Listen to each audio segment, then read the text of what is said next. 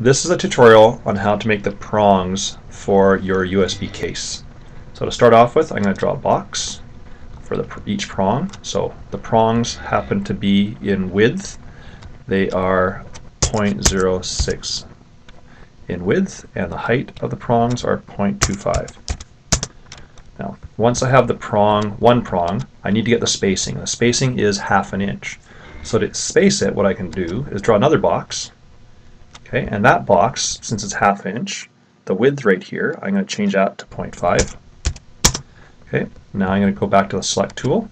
I'm going to move it and have it align right there. It actually snaps on. I'm just going to zoom in a bit closer.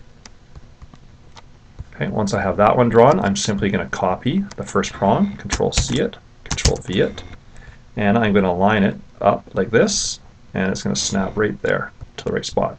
Once I have the two prongs, I delete the middle box. It's gone.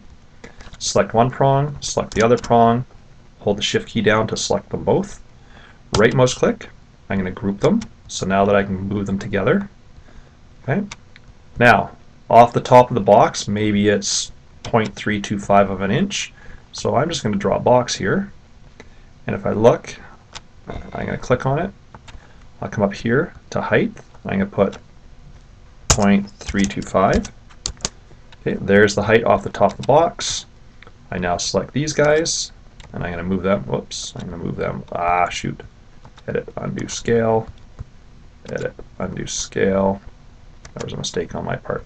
Okay, select these two, and I'm going to grab them right here. Come on, grab them, put them up, and I'm going to find center point. They're centered lined up, and I've completely centered the two prongs in the center of the case and at the right height, and I delete this box, and I'm done. And that is the end of the tutorial.